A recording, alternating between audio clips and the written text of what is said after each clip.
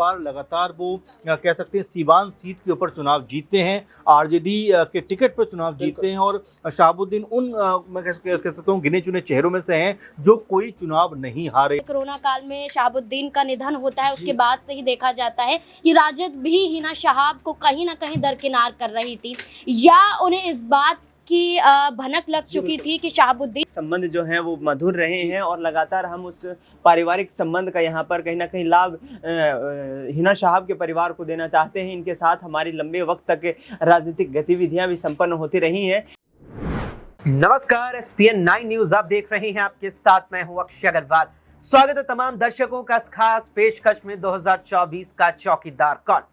आम चुनाव जो चल रही हैं वो अपनी अंतिम पड़ाव में आ चुके हैं। चुनावों का मतदान का जो कारवां है वो अब बिल्कुल अंत की ओर अग्रसर है। 5वें चरण का मतदान हो चुका है, 6ठे और 7वें चरण का चुनाव यहां वोटिंग बाकी है। अब फिर आएगी वो तारीख जब देश की इस मौजूदा लोकसभा के बाद अगली लोकसभा के लिए चयन होगा, नई सरकार का निर्णय आएगा निकल कर कि कौन सा राजनीतिक दल, कौन सा गठबंधन कितनी सीटों के साथ कितना आगे चल रहा है। लेकिन अभी भी 2 चरण बाकी है, जिसमें 6ठे चरण के लिए 25 मई को कई राज्यों की कई सीटों पर वोटिंग होनी है। इस ही चरण में प्रदेश में यानी देश की राजधानी, राष्ट्रीय राजधानी दिल्ली की सभी 7 सीटों पर वोटिंग है। दिल्ली से सटे हरियाणा की सभी 10 की 10 सीटों पर वोटिंग है।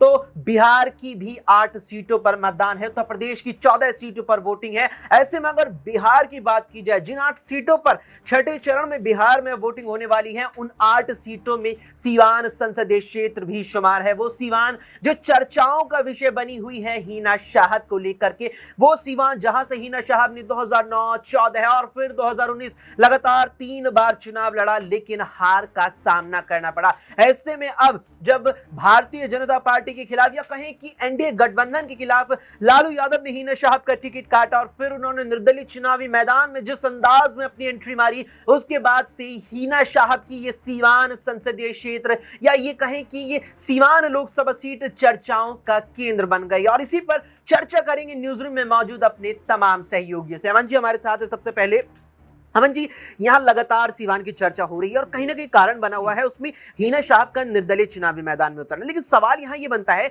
कि हिना शहाब 2009, 2014, 2019 3 बार लोकसभा चुनाव सीवान से लड़ी। अपने पति सैयद शहाबुद्दीन जब जेल में गए थे उसके बाद से यहां पर 3 बारी में वो जीत दर्ज नहीं कर पाई। जबकि अगर हम यहां पर वोट बैंक देखें, यहां पर सैयद शहाबुद्दीन ने जो राजनीति की है अपने करियर में, अपने पूरे जीवन में, उनका अपना वोट बैंक 3 चुनावों में से यहां पर हिना शहाब के साथ रहा। साथ में राजद का वोट बैंक था, वो कहीं ना कहीं सदन नहीं पहुंचा पाया था हिना शहाब को। क्या निर्दलीय पहुंच पाएंगे यहां पर? देखिए बिल्कुल, अगर हम जातिगत आंकड़ों की भी बात करें तो तकरीबन 4 साढ़े 4 लाख का जो ग्राफ बनता है वो M by कॉम्बिनेशन का बनता है, यानी मुस्लिम और यादव वोट बैंक इतना है।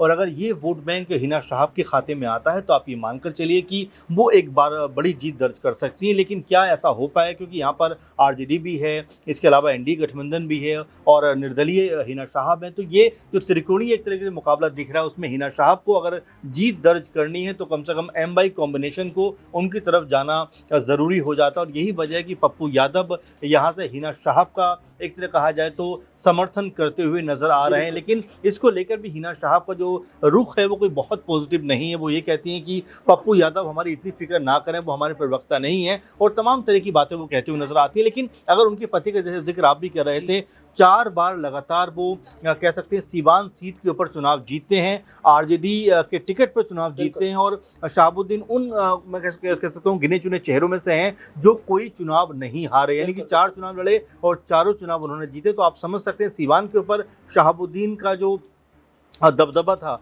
वो किस लेवल का था। और जाहिर बात है कि उस लेवल को क्या उनकी पत्नी मैच कर पाएंगी, क्योंकि 2-3 चुनाव वो लड़ चुकी हैं, हार चुकी है। अब ऐसे में निर्दलीय तौर पर जब वो चुनाव में है तो क्या इस बार ऐसा हो सकता है कि वो तमाम जो जातिगत समीकरण है वो आप उनके साथ में आ सकें और यहाँ पर निर्दलीय के तौर पर वो चुनाव जीती हुई दिखाई पड़े, क्योंकि वो कहती हैं कि आरजेडी की तरफ से उनको समर्थन नहीं मिला है और तमाम तरह के आरोप वो लगाती हैं। वो तो यहाँ तक कहती हैं कि आरजेडी के साथ मेरा रिश्ता मेरे पति के जाने के बाद ख़त्म हो गया एक तरीके से, और इस तरह की बात उन्होंने कही। अब ऐसे में क्या वाकई निर्दलीय के रूप में कह सकते हैं हिना शहाब यहाँ से कोई बहुत बड़ा कारनामा करती हुई नजर आ सकती हैं? और जो वोट बैंक जैसे हम बात भी कर रहे हैं कि 4-4.5 लाख का जो एम बाई कॉम्बिनेशन का वोट है, क्या उनकी तरफ शिफ्ट हो सकता है? और जैसा उनके पति लगातार इस चीज़ को करते रहे थे, क्या ये चीज़ करने में हिना शहाब कामयाब हो पाती? अगर ऐसा होता है तो मेरे ख्याल में भी हिना शहाब सीवान सीट से जीत दर्ज कर सकती हैं। बिल्कुल, यहाँ पर हिना शहाब अगर इस MY समीकरण को साथ पाएंगी तो जीत भी यहाँ पर दर्ज कर लेंगी। सवाल हमारी सहयोगी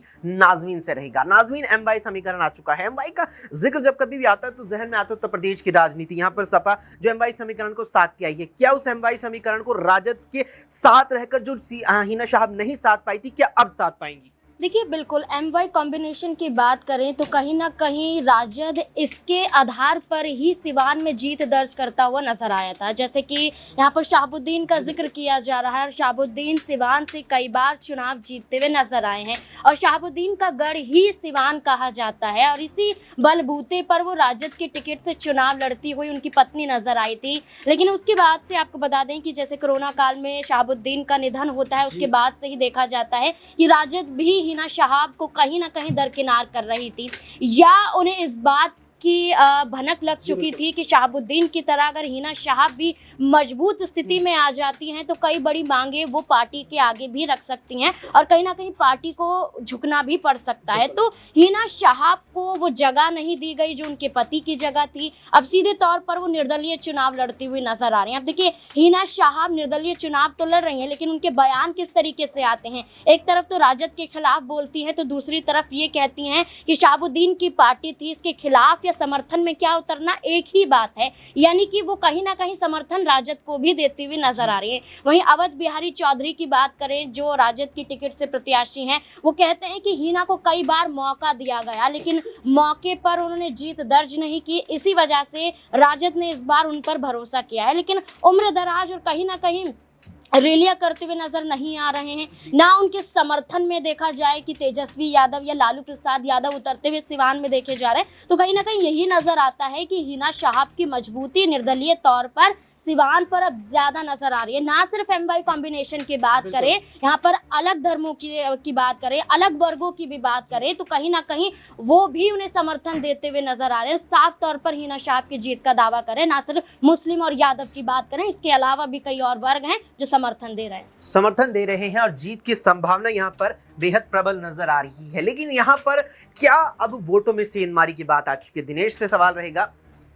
दिनेश, बात करें अगर हम यहाँ पर सीवान की, सीवान एक अकेली सीट नहीं है इन आम चुनावों में बिहार में जहां निर्दलीय उम्मीदवार उतरा और निर्दलीय उम्मीदवार भी ऐसा कि उसी ही के चलते सीट चर्चा का केंद्र बनी। हमें जहन में आती है पूर्णिया सीट। पुणे को लेकर लगातार ये बात कही गई कि पप्पू यादव के निर्दलीय उतरने से सबसे बड़ी सेंधमारी उन्होंने इंडिया गठबंधन राजद के वोट बैंक में की है। क्या वही चीज सीवान में भी नजर आ रही है? देखिए, ऐसा प्रतीत होता है अक्षय, क्योंकि जिस तरीके से हिना शहाब को समर्थन देने की कोशिश यहाँ पर की जा रही है और पप्पू यादव इसका खुलकर ऐलान भी कर चुके हैं कि वो हमारे पारिवारिक संबंध जो हैं वो मधुर रहे हैं और लगातार हम उस पारिवारिक संबंध का यहाँ पर कहीं ना कहीं लाभ हिना शहाब के परिवार को देना चाहते हैं। इनके साथ हमारी लंबे वक्त तक राजनीतिक गतिविधियाँ भी संपन्न होती रही हैं। लेकिन यहाँ मुझे थोड़ा सा सस्पेंस इसलिए नज़र आता है क्योंकि हिना शहाब जरूर एक मुस्लिम चेहरा होने के नाते मुस्लिम वोट बैंक पर जो बहुतायत में है उसका लाभ उठाना चाहेंगे, लेकिन कहीं ना कहीं निर्दलीय चुनाव लड़ना उनके लिए चुनौतियां भरा हो सकता है। क्योंकि एक तरफ जहां